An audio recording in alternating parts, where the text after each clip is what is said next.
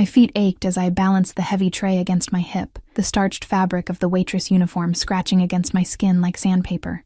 6 hours into my shift at Bellissimo, Milan's most exclusive restaurant, and the weight of my secret grew heavier with each passing minute.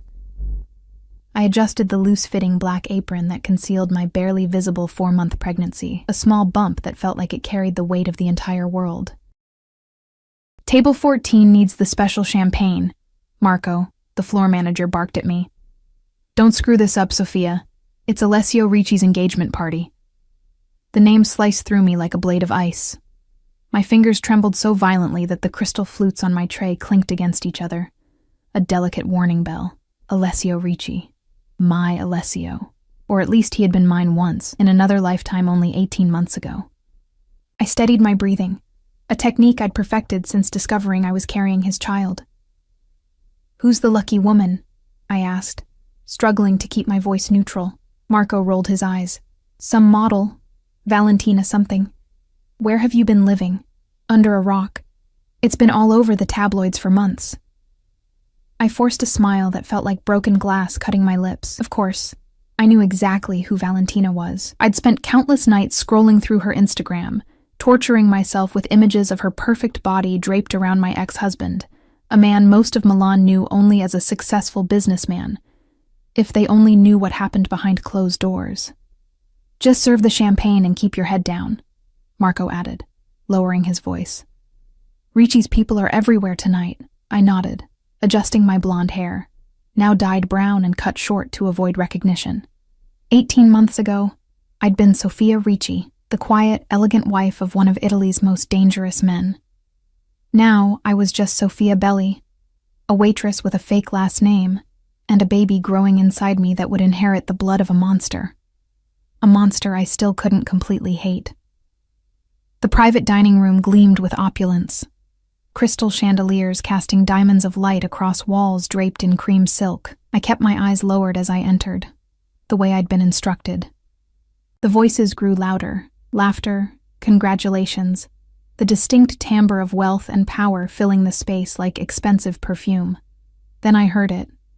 His laugh. Deep and rich, with that slight rasp that used to vibrate against my skin in the darkness of our bedroom. My body responded instantly. A Pavlovian reaction I despised. I risked a glance up. There he was. Alessio sat at the head of the long table, his broad shoulders encased in a tailored black suit that I knew would feel like sin beneath my fingertips. His dark hair was longer than when I'd left him, curling slightly at the nape of his neck. His olive skin glowed with vitality, and the scar that traced his left eyebrow, a souvenir from his youth that he'd never explained, only enhanced his devastating beauty. Beside him sat Valentina, all cascading dark hair and impossibly long limbs. Her diamond engagement ring caught the light, throwing prisms across the white tablecloth. She was everything I wasn't, tall, confident, and clearly unbroken. I moved silently around the perimeter of the room, pouring champagne into flutes with practiced precision, my hands steadier than my heart. No one looked at the waitstaff. We were furniture, invisible to the glittering guests. This invisibility had been my salvation when I'd applied for the job 3 weeks ago, desperate for money after my savings had finally run out. I hadn't known about his engagement party. It was cruel cosmic timing that I'd been assigned this room tonight, but perhaps it was inevitable. Milan was Alessio's city, after all. I had been foolish to stay, but where else could I go with no money and a baby on the way? I was almost finished, just 2 glasses left to fill, when it happened. Valentina tossed her head back in laughter at something Alessio whispered in her ear, and her elbow knocked into my tray. The champagne bottle wobbled. I lunged to steady it, but my sudden movement caused my apron to shift, clinging momentarily to the small curve of my belly. "I'm so sorry," Valentina said, not looking at me, her attention still on Alessio. "It's fine," I murmured automatically, my voice barely audible, but it was too late. Alessio had seen the movement. His dark eyes flicked to my midsection, then up to my face. For one eternal second, there was nothing. No recognition, no reaction. Just assessment, the way he'd look at a business proposition or an enemy. Then his eyes widened fractionally, and I watched the impossible happen. Alessio Ricci, the man who controlled his every micro-expression, the man who could lie to killers without blinking, lost his composure. The color drained from his face. He half rose from his chair, his napkin falling forgotten to the floor. "Sophia," he whispered, the name falling from his lips like a forbidden prayer. 20 pairs of eyes turned to me, including Valentina's, her perfect features contorting in confusion. I backed away. The tray clutched against my chest like a shield. This wasn't how it was supposed to happen. I'd been so careful, changing my appearance, using a false name. I'd only taken the job because I was desperate, and Bellissimo paid better than anywhere else. I'd been planning to quit before I started showing too much. "You know her, darling?" Valentina's voice cut through the sudden silence, sharp as a stiletto. Alessio didn't answer her. He was still staring at me, his gaze dropping to my stomach, then back to my face. Understanding dawned in those dark eyes that had once looked at me with such tenderness, such passion, and sometimes such terrifying rage. "Everyone out," he said, his voice deadly quiet. No one moved. "Now!" The word exploded from him, making crystal stemware tremble. The authority in his tone was absolute. Chairs scraped against the marble floor as his guests hurriedly stood. Valentina remained seated, her knuckles white around her champagne flute. "Alessio, what is going on?" she demanded, but he wasn't listening. He snapped his fingers, and instantly his head of security, Bruno, materialized at his side. "Clear the room. Everyone, give us privacy." I finally broke from my trance and turned to flee, but I'd barely taken 2 steps when I felt his hand close around my wrist. His touch burned through me like a brand, familiar and foreign all at once. "Not you," Alessio said, his voice low and dangerous in my ear. "You stay, Sophia." Bruno was efficiently herding the confused guests out, including a protesting Valentina, who shot daggers at me with her eyes. The door closed behind them with a heavy finality, leaving me alone with the father of my unborn child, the man I'd fled in the dead of night 18 months ago. "Let go of me, Alessio," I said, surprised by the steadiness in my voice. He did, stepping back to look at me fully. His eyes moved over my dyed hair, the cheap uniform lingering on the small swell of my abdomen. "Is it mine?" he asked, his voice rough with emotion I couldn't identify. The question stung like a slap. "No, it belongs to one of the other dangerous criminals I was married to," I snapped before I could stop myself. A ghost of a smile touched his lips, gone so quickly I might have imagined it. "You still have that mouth on you." He moved closer, and I backed away until I hit the wall. "Why are you here, Sophia? Why now? On this night, of all nights?" "It's not what you think," I said, the tray still clutched against me. "I didn't know about your party. I just needed a job." "A job?" he repeated, incredulous. "You left with 5 million euros from my safe. Don't tell me you've gone through it all already." I looked away, shame burning my cheeks. "Your father found me 6 months ago. He took everything." I hadn't meant to tell him that, but the words tumbled out before I could stop them. Alessio went very still, the way he did when he was most dangerous. "My father? Gregorio found you?" His voice had dropped to a whisper. "And you didn't come to me?" "Come to you?" I laughed, a broken sound. "After what happened the night I left? After what you did?" Pain flashed across his face. "I never touched you, Sophia, never. Not like that. You put 3 men in the hospital that night. You made me watch." The memories flooded back, blood on marble floors, screams echoing through our mansion. Alessio's face transformed into something inhuman with rage. "You said I would be next if I ever betrayed you." He flinched. I was angry.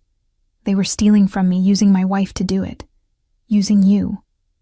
I didn't know what my brother was doing, I whispered, the old defense automatic on my lips. I didn't know he was using my access to your accounts. Alessio moved closer, crowding me against the wall. I could smell him now. Expensive cologne, the faint musk of his skin underneath. My body responded traitorously, remembering nights tangled in silk sheets, his hands gentle despite the violence they were capable of. "And yet you took my money when you left," he said softly. 5 million in bearer bonds. That wasn't your brother's idea? I raised my chin.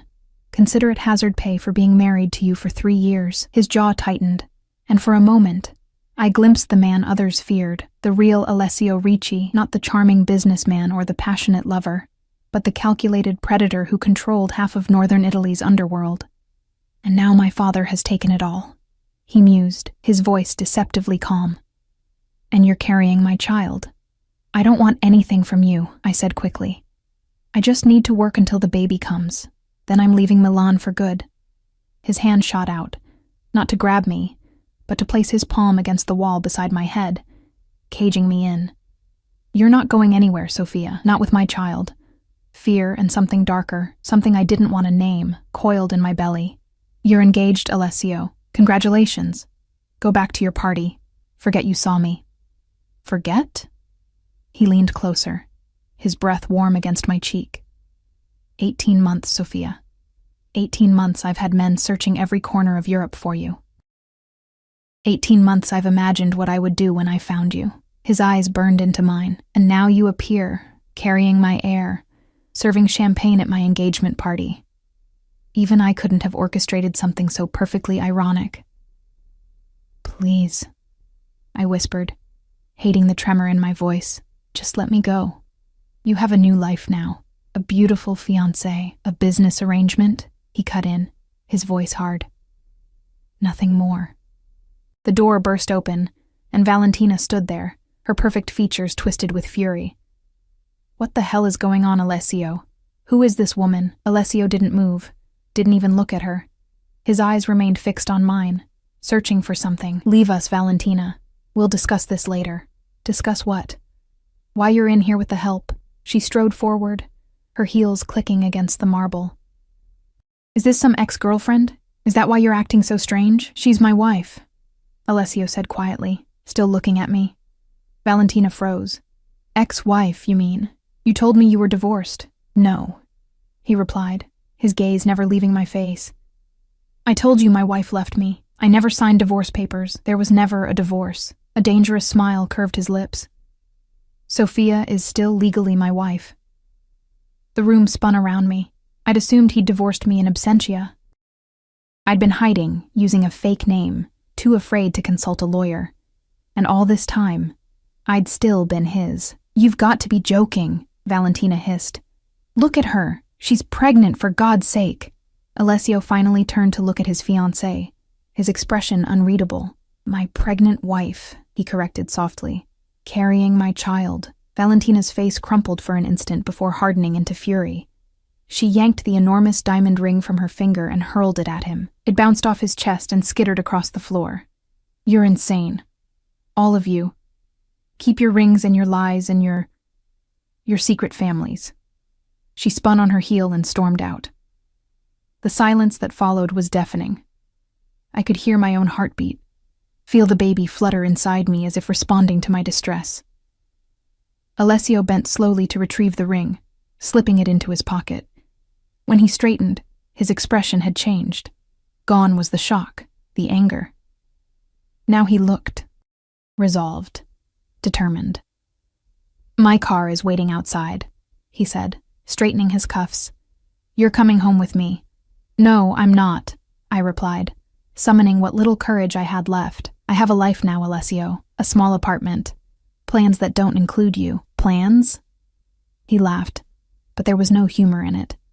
You're working as a waitress, living in what I imagine is some rat-infested studio apartment, carrying the Ricci air. Those aren't plans, Sophia. That's desperation. It's freedom, I countered. But my voice lacked conviction even to my own ears. He stepped closer, and this time when he reached for me, his hand was gentle as it cupped my cheek. I should have pulled away. Instead, I leaned into his touch, my body betraying me as it always had with him. I searched for you for 18 months, he said, his voice dropping to that intimate register that used to make me melt. I had every intention of punishing you when I found you, for taking my money, for leaving without a word, but seeing you now, his thumb brushed across my lower lip. Carrying my child, everything has changed. Nothing has changed, I whispered. You're still you. I'm still me. We still want different things. What do you want, Sophia? He asked, his dark eyes searching mine. Safety, I answered honestly. Peace. A normal life for my baby, he nodded slowly. And you think you'll find that running from me? From my father, alone? Before I could answer, the door opened again, and Bruno stepped inside. Boss, we need to move. Valentina is making a scene in the restaurant. Alessio didn't take his eyes off me. Have someone take care of it, and send for the doctor. I want Sophia examined immediately. I don't need a doctor, I protested. When was your last prenatal visit? He demanded. I looked away. The truth was, I hadn't been able to afford proper medical care. I'd been to a free clinic twice, but it had been over a month since my last checkup. My silence was answer enough. Alessio's jaw tightened. Bruno, bring the car around. We're leaving now. I'm not going anywhere with you, I insisted, even as exhaustion washed over me. I'd been on my feet for hours, and the confrontation had drained what little energy I had left. Alessio saw it, of course. He always saw everything. You can walk out of here under your own power, or I can carry you, he said simply. Either way, you're coming home. That mansion was never my home, I replied, thinking of the cold marble halls, the armed guards, the gilded cage he'd kept me in. Something flickered in his eyes. Was it hurt? Then I'll take you somewhere else, somewhere new.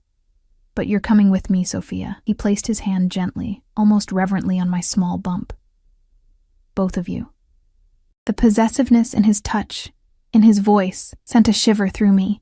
This was what I'd feared, what I'd run from. But as his warmth seeped through the thin fabric of my uniform, I felt the baby move again.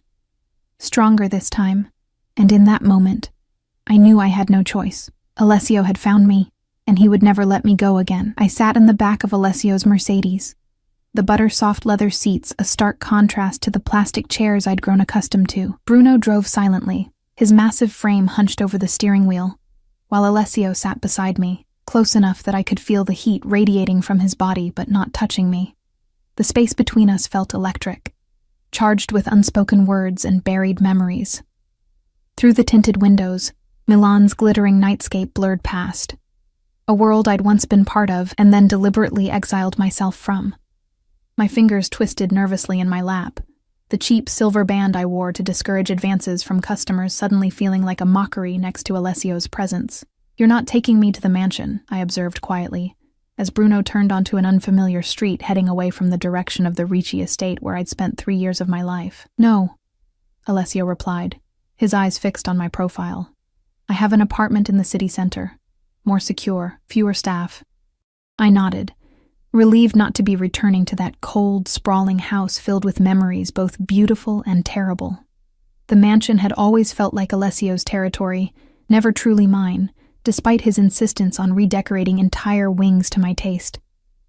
You look tired, he said, his voice softer than it had been at the restaurant. I've been on my feet since noon, I answered, unable to keep the weariness from my voice. Without warning, he reached across the space between us and took my hand, turning it palm up. His thumb traced the calluses that had formed there over months of carrying heavy trays and washing dishes. Something dark flashed across his face. These hands weren't meant for labor, he said, almost to himself. I pulled my hand away. These hands have kept me alive, Alessio. Kept your child alive. His jaw tightened at the mention of the baby, and his gaze dropped to my belly, a possessive heat in his eyes that made my skin prickle with awareness. You should have come to me when you found out. You made it very clear what happens to people who betray you, I said, unable to keep the bitterness from my voice. You didn't betray me, he replied, his voice dropping to that dangerous register I remembered all too well. Your brother did. And you made me watch what happened to him and his friends. The memory rose unbidden, blood spattering across imported marble, my screams echoing off vaulted ceilings. Alessio's face transformed into something inhuman as he'd ordered his men to continue. You said it was a lesson. It was. No apology, no remorse. Just a statement of fact. Your brother used you to access my accounts. He put you in danger. He deserved what he got. "He's my brother, Alessio," I whispered. "My only family." "I was your family," he countered, and the raw emotion in his voice startled me. "I gave you everything, protected you, and you ran." His hand curled into a fist on his thigh. "With my money." The car slowed, pulling into the underground garage of a sleek high-rise I didn't recognize. Bruno parked but remained seated, awaiting instructions. "Give us a moment," Alessio said, and Bruno stepped out, standing just beyond the car's tinted windows, his broad back to us, a sentinel granting the illusion of privacy. In the dimly lit confines of the car, Alessio finally turned fully toward me. "Why didn't you tell me about the baby before you ran?" I stared at him, momentarily confused. "I didn't know I was pregnant when I left." His eyes narrowed. "Don't lie to me, Sophia. Not now." "I'm not lying," I insisted, resting a protective hand on my bump. "I found out 2 months after I left. I was staying with a friend in Geneva. I'd missed my period, but I thought it was stress from everything." I swallowed hard. The timing. It must have happened right before I left. Something shifted in his expression, a softening around his eyes, a slight relaxation of his jaw. 4 months, he murmured, calculating. "That would mean—" "The night of the charity gala," I finished quietly. Recognition flared in his eyes. "The last night we'd made love before everything fell apart, before I discovered what my brother had done, before Alessio showed me exactly what kind of man he truly was." "Does my father know?" he asked, his voice suddenly hard again. "About the baby?" I shook my head. "I don't think so. He was only interested in the money. Tell me what happened with him. Everything." I took a deep breath, the memories still raw. "He found me in Barcelona 6 months ago. I'd been there for almost a year, working in a small cafe, trying to build a life. 2 of his men grabbed me off the street as I was walking home. They took me to a hotel where he was waiting." I shuddered at the recollection of Gregorio Ricci's cold eyes, so like his son's, and yet utterly devoid of the passion that animated Alessio's. "He said he'd been looking for me since you couldn't find me yourself, said I'd disrespected the family by leaving." Alessio's expression darkened. "What did he do?" "Nothing physical," I assured him quickly. "He didn't hurt me. He just took everything. The money, my passport, even my phone. Said it was payment for dishonoring the Ricci name." I looked down at my hands. I think he would have done worse, but someone called him. While he was distracted, I ran. Again.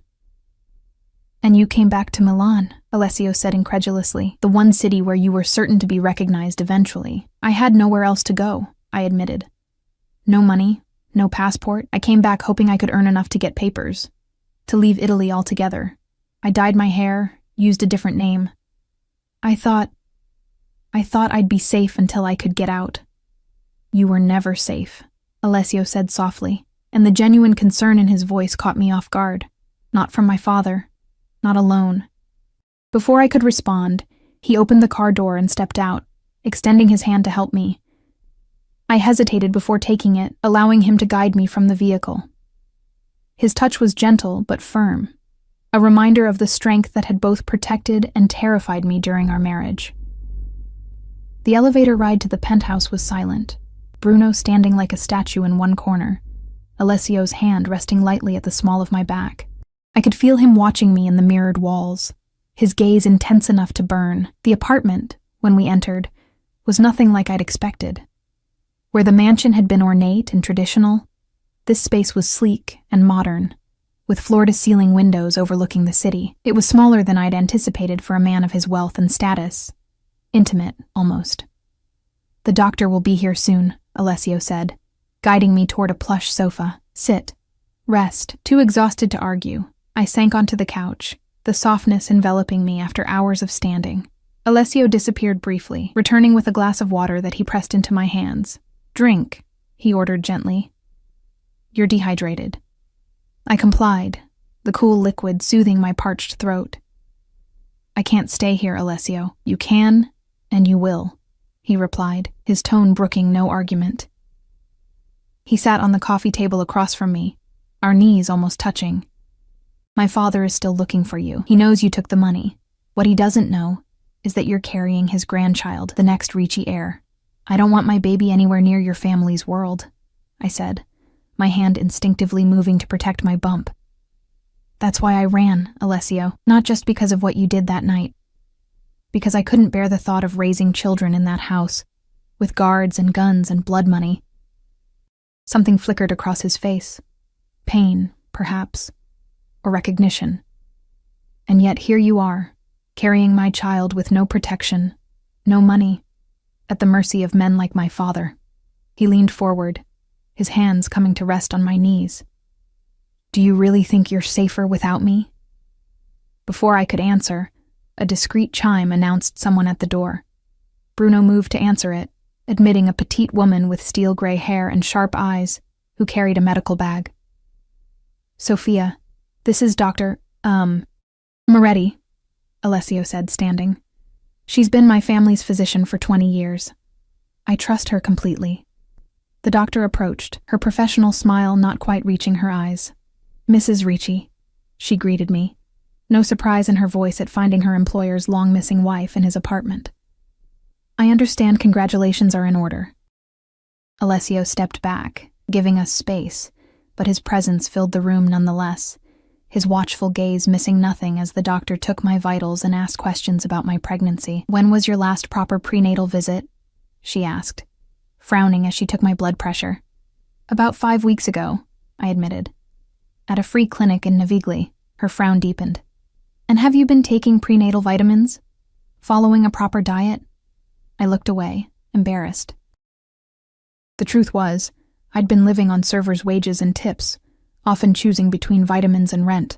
I've been doing my best. Alessio made a sound low in his throat, a growl of displeasure that sent a shiver down my spine.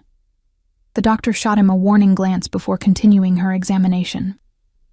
After checking the baby's heartbeat with a portable ultrasound, the strong, rapid pulsing filling the room and causing Alessio to go perfectly still, Dr. Moretti sat back, her expression grave.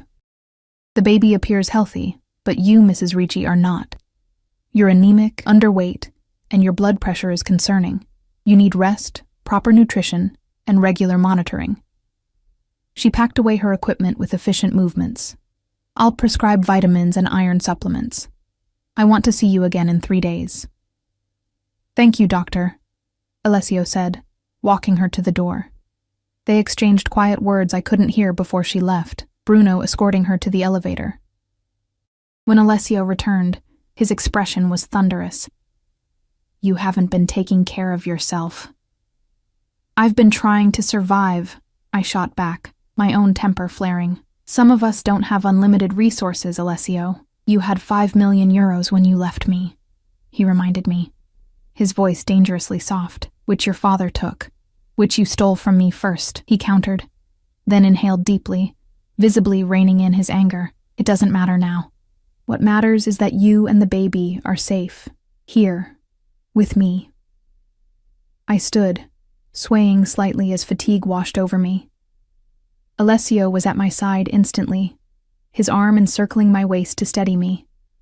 The familiar scent of him, sandalwood and spice and something uniquely him, enveloped me, triggering a cascade of memories, his arms around me in the darkness of our bedroom, his lips against my neck, his whispered promises that he would always protect me. I need to go home, I said weakly, even as my body betrayed me by leaning into his strength. You are home, he replied, his breath warm against my hair. Your things from the mansion are being brought here tomorrow. Anything else you need, I'll provide. You can't just decide this, I protested, pulling back to look at him. You can't control my life, Alessio. Not again. Something dangerous flickered in his eyes. I'm not controlling you, Sophia. I'm protecting what's mine. His hand moved to rest possessively on my belly. Both of you. The baby chose that moment to kick, a strong, decisive movement right against Alessio's palm. His eyes widened, a look of wonder replacing the hardness that had been there moments before. Was that? He breathed, his voice uncharacteristically unsteady. I nodded, my throat suddenly tight with emotions I couldn't name. She's been active lately, especially at night. She? He whispered, his hand still splayed across my belly, waiting for another movement. I don't know for sure, I admitted. It's just a feeling. The baby kicked again, and Alessio's face transformed. The dangerous Mafia boss, the man who ruled Milan's underworld with calculated ruthlessness, looked utterly undone by the flutter of life beneath his palm. My daughter, he murmured, and the naked longing in his voice made my heart twist painfully in my chest. I stepped away, breaking the contact, suddenly terrified by the surge of emotion threatening to overwhelm me. I need to rest. Alessio nodded, collecting himself. Of course. I'll show you to your room. He led me down a hallway, opening a door to reveal a spacious bedroom with the same stunning city view as the living room. Everything you need should be here. If not, tell Bruno. I entered the room, noticing with surprise that the decor, soft blues and grays, minimalist but warm, was exactly to my taste, so different from the opulent styles Alessio usually preferred. Did you design this recently? I asked, confused. A shadow crossed his face. I bought this apartment 6 months after you left. I decorated it, in case you came back. The admission hung in the air between us, weighted with implications I wasn't ready to examine. Alessio, get some rest, he interrupted, his mask of control firmly back in place. We'll talk tomorrow. He turned to leave, then paused. Sophia? Yes? If you try to leave, I'll find you again. It wasn't a threat, but a simple statement of fact, and next time I won't be so gentle. With that, he closed the door, leaving me alone in the room he'd created for a wife he never expected to return. I sank onto the bed, my hands cradling my belly, and for the first time in months, I allowed myself to cry for the life I'd fled, for the uncertain future ahead, and for the undeniable truth that despite everything, some part of me had never stopped loving the dangerous man who had reclaimed me. As sleep finally claimed me, one thought echoed through my mind. Alessio had found me, and this time, there would be no escape. Morning light filtered through unfamiliar curtains as I opened my eyes, momentarily disoriented by the softness of the bed beneath me and the silence surrounding me. No blaring car horns from the street below my cheap apartment. No neighbors arguing through paper-thin walls. For a few seconds I couldn't remember where I was. Then it all came rushing back, the restaurant. Alessio's shocked face, the doctor's visit. I sat up slowly, my hand automatically moving to my belly as the baby stirred. The clock on the nightstand showed it was nearly 10 in the morning. I couldn't remember the last time I'd slept so late or so deeply. A soft knock at the door startled me. Come in, I called, pulling the blanket up to my chest, despite still being dressed in yesterday's waitress uniform. The door opened to reveal a middle-aged woman with a kind face and silver-streaked dark hair. Good morning, Mrs. Ricci, she said in Italian. I'm Maria. Mr. Ricci asked me to bring you some breakfast and fresh clothes. She carried a tray laden with food and a garment bag draped over her arm. My stomach rumbled at the sight of the tray. Fresh fruit, pastries, eggs, and a steaming pot of tea. Maria smiled knowingly as she set it on the nightstand. Mr. Ricci said you're eating for 2 now. He was very specific about the menu. Of course he was. Alessio controlled everything in his orbit. Where is he? I asked, unable to keep the wariness from my voice. He left early this morning. Business, he said. Maria hung the garment bag in the closet. He asked me to tell you he'll return for lunch and to make yourself at home. She gestured to a door in the corner. There's a bathroom through there with everything you might need. Clean towels, toiletries. I nodded my thanks, already pouring a cup of tea with hands that trembled slightly. Maria watched me for a moment before adding gently, It's good to have you back, Mrs. Ricci. The staff at the mansion, we missed you. Before I could respond to this unexpected sentiment, she slipped out, closing the door softly behind her. After breakfast, I showered, letting the hot water sluice away the exhaustion and tension of the previous day. Wrapped in a plush towel, I examined the contents of the garment bag. A simple but elegant maternity dress in soft blue, underwear with the tags still attached, and comfortable flat shoes. All exactly my size, all exactly my style. I dressed slowly, unsettled by Alessio's apparent prescience. The clothes fit perfectly, accommodating my small bump without emphasizing it. When I emerged from the bedroom, Maria was tidying the already immaculate living room. "Is there anything you need, Mrs. Ricci?" she asked. "My things," I replied, thinking of the few possessions I'd accumulated during my months of independence. "From my apartment. I need—" "Mr. Ricci has already sent someone," she interrupted apologetically. "They should return shortly with your belongings." Of course. Alessio was nothing if not efficient. I moved to the floor-to-ceiling windows, gazing out at Milan sprawled below. From this height, the city looked like a toy model, the people tiny specks moving through a life I'd chosen to abandon, and which had now reclaimed me. "Would you like a tour of the apartment, Mrs. Ricci?" Maria offered, breaking into my thoughts. I nodded, grateful for the distraction. The apartment was larger than it had initially appeared, with 3 bedrooms, a study, a state-of-the-art kitchen, and a terrace that wrapped around 2 sides of the building. The decor throughout was understated, but luxurious: warm woods, soft textiles, and subtle lighting that created an atmosphere of intimate comfort, so different from the ostentatious grandeur of the Ricci mansion. "The security system is top of the line," Maria explained as she showed me the terrace. "There are guards in the building around the clock, and the elevator requires a special key to access this floor. A gilded cage, then, if a more comfortable one than before." "And this," Maria said, pushing open a door I hadn't noticed. "Mr. Ricci had this room prepared when he heard the news yesterday." I stepped inside and froze. It was a nursery, half finished but already taking shape. A white crib stood in the center of the room, its elegant simplicity belying what must have been an astronomical price tag. Beside it, a rocking chair by the window. The walls were bare, awaiting decoration, but shelves had been installed, holding a small collection of stuffed animals and classic children's books. "When did he—" I couldn't finish the question, overwhelmed by the implications. "The furniture was delivered at dawn," Maria said softly.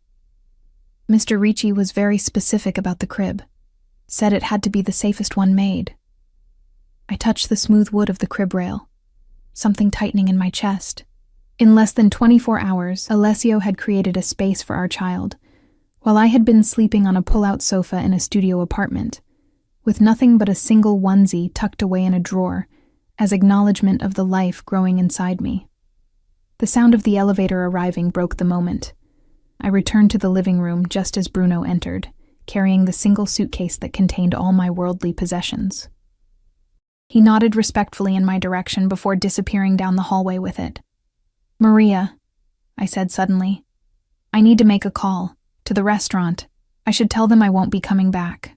"Already taken care of, Mrs. Ricci," she replied, not meeting my eyes. "Mr. Ricci spoke with the owner this morning." I felt a flare of irritation. "And what did my husband tell them exactly?" Maria looked uncomfortable. "I believe he said you would no longer be working there, and compensated them generously for any inconvenience." I bit back a sharp response. It wasn't Maria's fault that Alessio had once again taken control of my life without consulting me. Instead, I asked for a phone, realizing belatedly that I had no one to call. My friends from before my marriage to Alessio had drifted away during those years, partly due to my husband's possessive nature, partly due to the natural distance that formed between my old life and my new one as a crime lord's wife. The hours passed slowly as I wandered the apartment, examining the books on the shelves, many of them favorites of mine.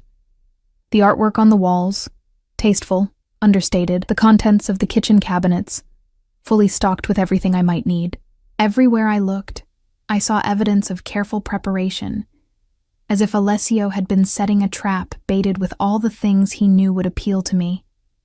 Just before noon, I heard the elevator again, and moments later, Alessio himself appeared in the doorway of the living room. He'd changed since yesterday, now wearing a charcoal suit that emphasized his broad shoulders and lean waist. His hair was still damp from a recent shower, curling slightly at his temples in a way that made him look younger, almost vulnerable. "You're awake," he said, his eyes traveling over me, lingering on the curve of my belly visible beneath the dress. "The clothes fit." "Yes," I replied, crossing my arms protectively over my chest.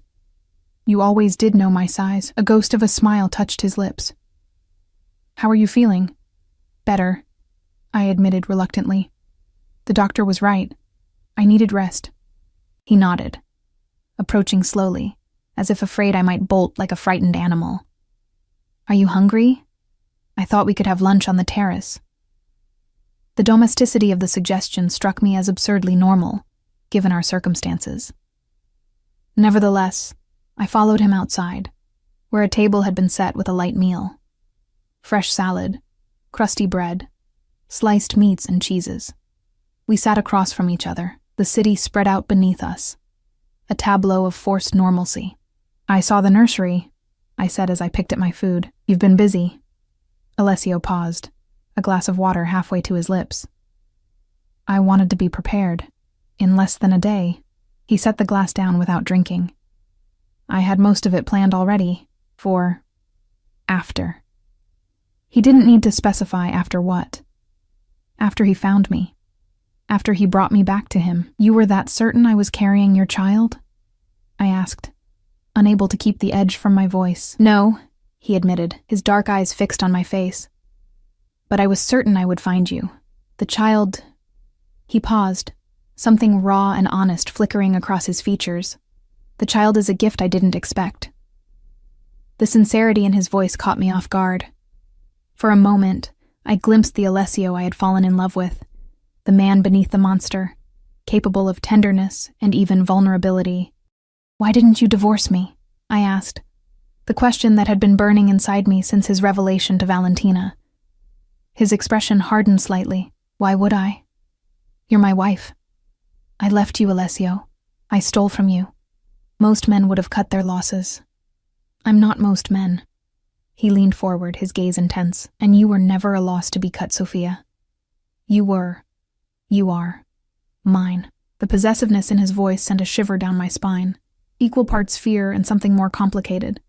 Something I wasn't ready to acknowledge. What about Valentina? I asked, changing the subject. Your engagement? A dismissive shrug. A business arrangement, as I told you. Her father owns shipping interests I wanted to acquire.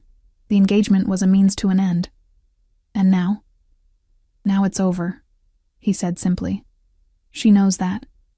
I set down my fork, my appetite gone. You can't just... Pick up where we left off, Alessio. Too much has happened. I don't intend to pick up where we left off, he replied, his voice dropping to that dangerously soft register that always preceded his most implacable decisions. I intend to start something new with you, with our child. Something new, I echoed, the words hollow in my mouth. What does that mean exactly? Alessio set his napkin aside, his movements deliberate. It means I'm offering you a choice, Sophia. A choice? I couldn't keep the skepticism from my voice.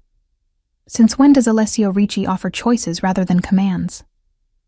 Something flashed in his eyes. Hurt, perhaps, though it was gone too quickly to be sure, since I spent 18 months searching for a wife who preferred waiting tables while pregnant to living with me. He stood, moving to the edge of the terrace, his back to me as he gazed out over the city. I've had time to reflect on why you left. I remained silent, watching the tension in his shoulders, the way his hands gripped the railing. I thought I gave you everything, he continued quietly. Security, luxury, my name, my protection. He turned to face me. What I didn't give you was freedom. No. I agreed softly. You didn't. I kept you like a bird in a cage, he acknowledged, surprising me with his candor. Beautiful. Precious. Mine to admire. Mine to possess. His jaw tightened. I stood, never free to fly, drawn to him despite my better judgment. And now? Now I understand that keeping you captive only made you desperate to escape. He moved closer, close enough that I could see the flecks of amber in his dark eyes. So I'm offering you terms, Sophia. A negotiation, if you will. I'm listening, I said cautiously. Stay with me voluntarily. Here, not at the mansion. No guards following your every move. No restrictions on where you go or who you see. His voice remained steady, but I could sense the effort it cost him. In return, I ask only that you allow me to provide for you and our child, to protect you both from my father and anyone else who might harm you." I searched his face for signs of deception, but found only intensity and what appeared to be genuine sincerity. "And if I refuse?" His expression darkened. "Don't test me on this, Sophia. My child will not be raised in poverty or danger. If you refuse my offer," he paused, visibly restraining himself. "Let's just say it would be better for everyone if you accept." And there it was. The thinly veiled threat beneath the veneer of reason. The real Alessio, the one I had fled from. "You haven't changed at all," I said, disappointment washing over me. "This is still about control. This is about protection," he corrected sharply. "My father is looking for you. Do you understand what he would do if he discovered you're carrying the next Ricci heir?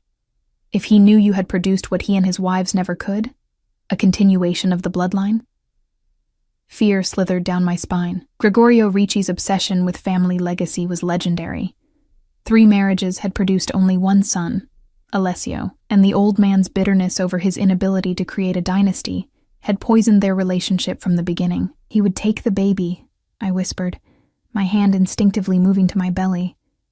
Alessio nodded grimly. "He would take you both, install you in one of his properties under constant surveillance. The baby would be raised as his heir, not mine, and you—" His voice hardened. "You would never see the outside world again." The terrifying part was that I believed him. I had met Gregorio only a handful of times during my marriage to Alessio, but each encounter had left me chilled. The patriarch's cold calculation made his son seem positively emotional by comparison. "So my choices are captivity with you or captivity with him," I said bitterly. "I'm offering you protection, not captivity," Alessio replied, frustration edging his voice.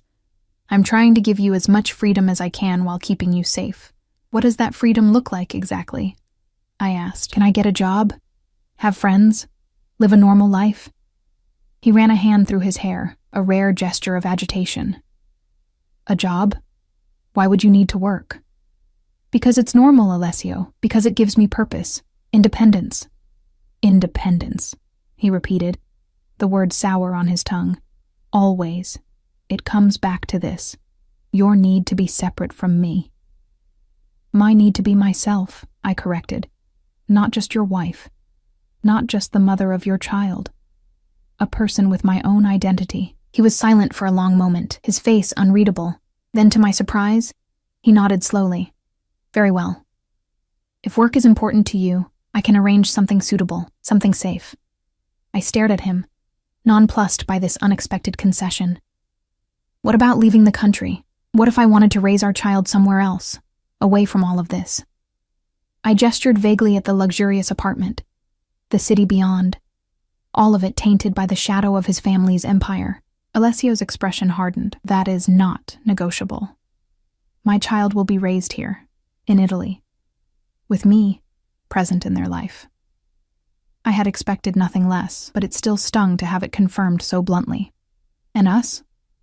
What exactly are you proposing for our relationship, Alessio?" Something shifted in his gaze, a heat that was all too familiar.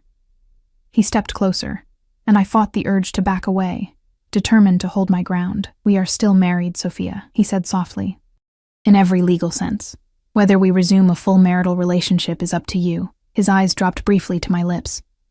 "I won't force you. I've never forced you. But I think we both know what still exists between us." My traitorous body responded to his proximity, to the familiar scent of him, the heat radiating from his tall frame. Memories flooded back unbidden, his hands on my skin, his lips on mine, the way he could unravel me with a touch.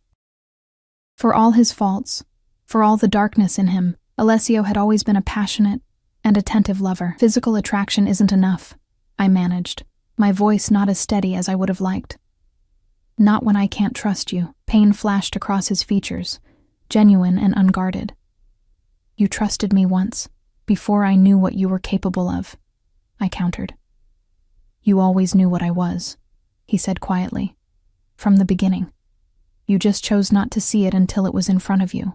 He was right, and we both knew it. I had willfully ignored the signs, the whispered conversations that stopped when I entered a room, the men who treated my husband with a deference bordering on terror. the unexplained absences and late-night phone calls. I had chosen the fairy tale over the reality until that bloody night had shattered my illusions forever. Before I could respond, my phone rang. The new one Alessio had provided that morning, its contacts list populated with only his number and Bruno's. "It's Dr. Moretti," I said, glancing at the screen. "Answer it," Alessio instructed, moving away to give me privacy, though I knew he would still be listening. The doctor's voice was brisk and professional, as she informed me that my blood work from the previous night showed concerning levels of anemia. "I've prescribed iron supplements," she said, "and I'd like to see you tomorrow for a more thorough examination." "Thank you, doctor," I replied, aware of Alessio's intent gaze. "I'll be there." When I ended the call, Alessio was already on his phone, issuing quiet instructions to someone. "Have the prescription delivered within the hour," he ordered, before hanging up and turning back to me. "You heard?" I asked unnecessarily. He nodded, concern evident in his expression. "You need to take better care of yourself, Sophia." "I was doing my best with limited resources," I said defensively. "And now your resources are unlimited," he replied simply. "Whatever you need, whatever the baby needs, you have only to ask." The ease with which he offered this, as if money could solve everything, both irritated and comforted me. It was so characteristically Alessio, this certainty that his wealth and power could overcome any obstacle. "I need time," I said finally, "to think about everything you've said, to decide if we can... Time," he repeated, the word heavy with meaning. "How much time?" "I don't know," I admitted honestly. "It's not a simple decision." He studied me for a long moment, then nodded once, decisively. "1 week. Stay here. Let Dr. Moretti treat you. Get your strength back. Then tell me your decision." His voice softened slightly. "That's my offer, Sophia. Consider it carefully. 1 week. 7 days to decide the future of myself and my child." It didn't seem enough, and yet the alternative, running again, alone and penniless, seemed impossible now. "One condition," I said, surprising myself with my boldness. "I want to see my brother." Alessio's face darkened instantly. "Marco is not welcome in my home." "I don't even know if he's alive," I countered, my voice breaking slightly. "After what you did to him, I need to see him, Alessio, to know he's okay." He turned away, his jaw clenched. "Your brother betrayed me. Used you to get to my money. He put you in danger. He's still my family," I insisted. "My only blood relative." Alessio's laugh was cold and humorless. "Blood relative? And what do you think our child is, Sophia? What do you think I am to you, legally and otherwise? It's not the same," I said quietly. "And you know it." He was silent for so long that I thought he would refuse outright. Then, without looking at me, he said, "I'll arrange it. But not here. And he comes alone." Relief washed through me. It wasn't everything, but it was a concession I hadn't expected. "Thank you." Alessio turned back to me, his expression grave. "Don't thank me yet. Your brother may not be the man you remember." The ominous note in his voice sent a chill through me, but before I could question him further, his phone rang. He glanced at the screen, his face hardening into the mask I knew so well. "I have to take this," he said, already moving toward the door. "Business. Make yourself comfortable. Whatever you need, ask Maria or Bruno." And just like that, he was gone, leaving me alone with my thoughts and the weight of the decision I had 1 week to make.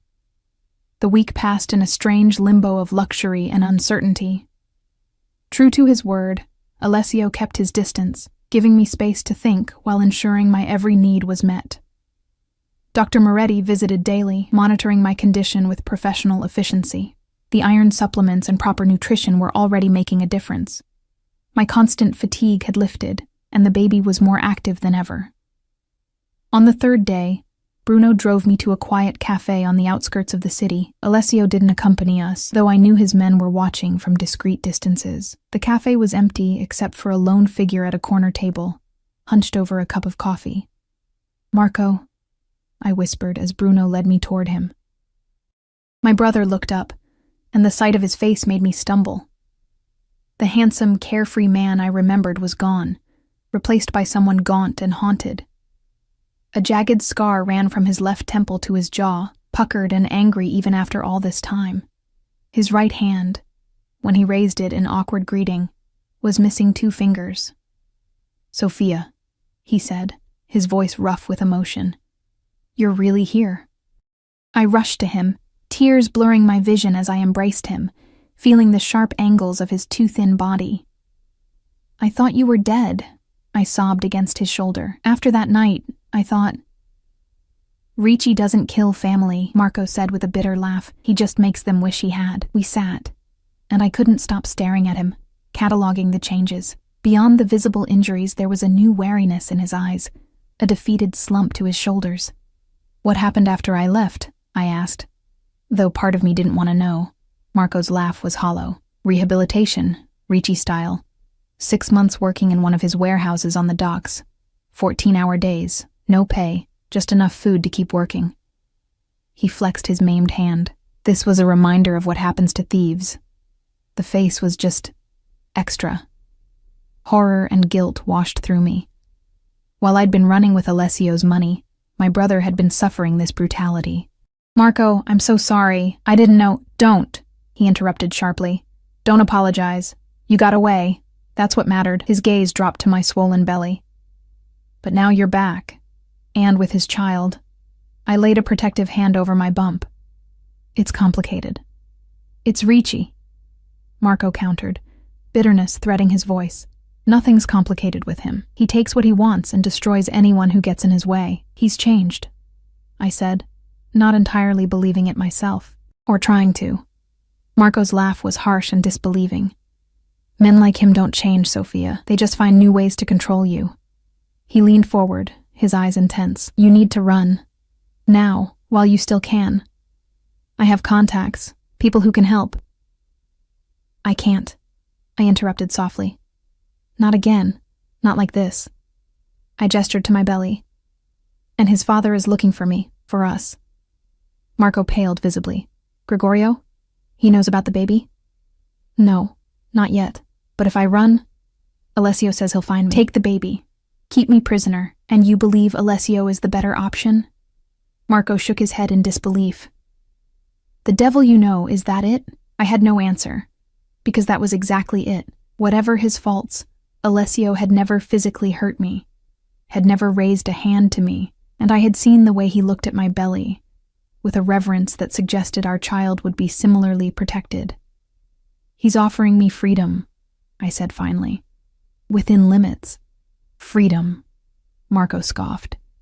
"In a cage with an open door that slams shut the moment you try to walk through it." We talked for nearly an hour, Marco telling me about his new life. A small apartment in Naples, a modest job at a shipping company not connected to the Riccis. "I'm alive," he said with grim humor. "That's more than I expected after what I did." When it was time to leave, he embraced me fiercely. "Whatever you decide, know that I'm here," he whispered. "If you need me, I'll come. Consequences be damned."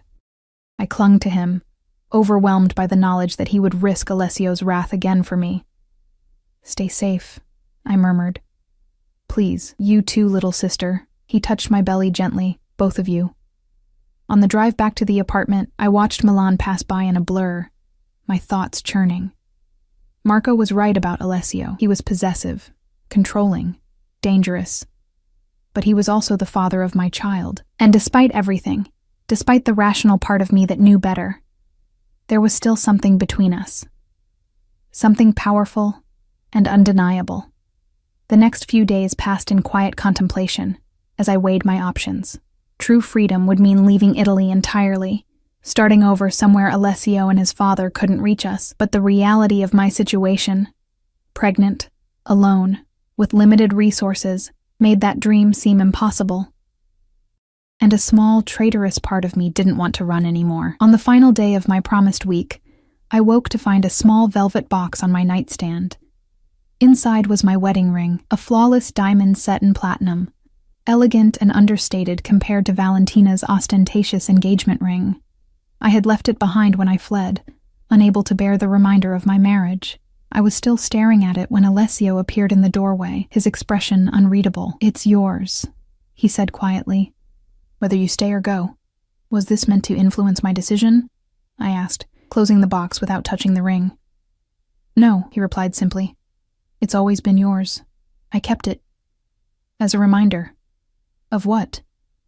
"Of what I lost." He moved into the room, stopping a respectful distance from the bed. "Have you decided, Sophia?" I nodded slowly, my hand moving unconsciously to my belly where our daughter, for I was convinced now it was a girl, kicked steadily. "I have conditions." A ghost of a smile touched his lips. "I expected nothing less. I want a real marriage," I said firmly. "Not just in name. Equal partners, Alessio. No more secrets. No more coming home with blood on your hands and expecting me not to ask questions." His expression tightened. "My business is part of our life," I interrupted. "I'm not asking you to stop being who you are. I'm asking you to let me see all of you, not just the parts you think I can handle." He studied me for a long moment. "What else?" "Marco," I said. "He's my brother, the only family I have besides you and the baby. I want him protected, not punished. And I want to see him regularly."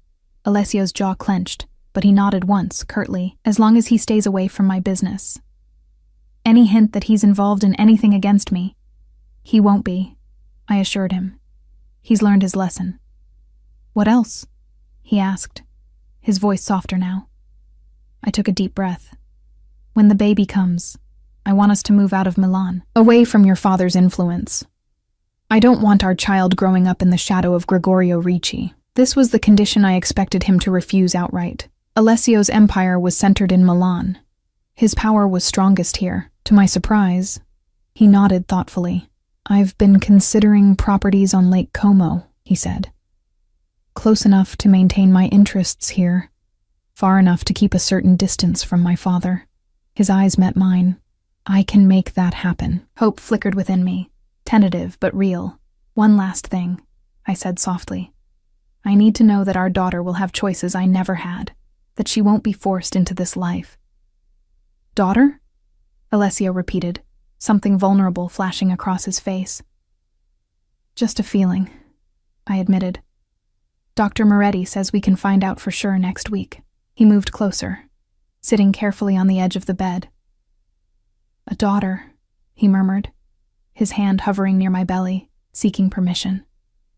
I guided his palm to the spot where she was most active, watching his expression soften as she kicked against his touch. For a moment, we were just two people connected by the miracle growing between us. "I swear to you," he said finally, his voice rough with emotion, "our daughter will have every choice I can give her, every opportunity, every freedom." His eyes met mine, intense and sincere.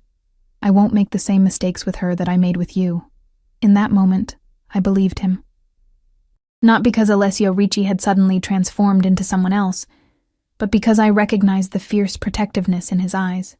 The same feeling that had been growing in me since the first flutter of life in my womb. "Then yes," I said quietly. "I'll stay. We'll try again." Relief washed over his face, followed by something deeper, more vulnerable. He reached for my hand, his touch gentle. "I searched for you for 18 months, Sophia. Every day, every night, wondering where you were. If you were safe, if you were happy without me." "I wasn't," I admitted softly. "Happy, I mean. Safe sometimes, but not happy." He brought my hand to his lips, pressing a kiss to my palm. "I can't promise perfect happiness. I am who I am. But I can promise to try, to be better. For you."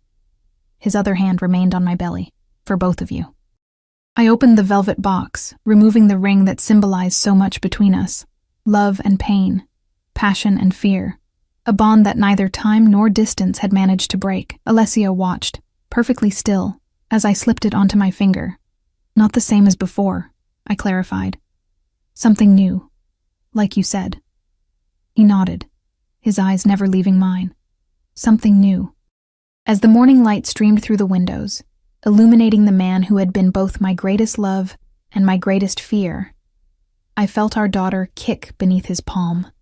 A third heartbeat connecting us, binding us together in ways neither of us had anticipated. It wouldn't be easy. Alessio was still Alessio, with all his darkness and complexity.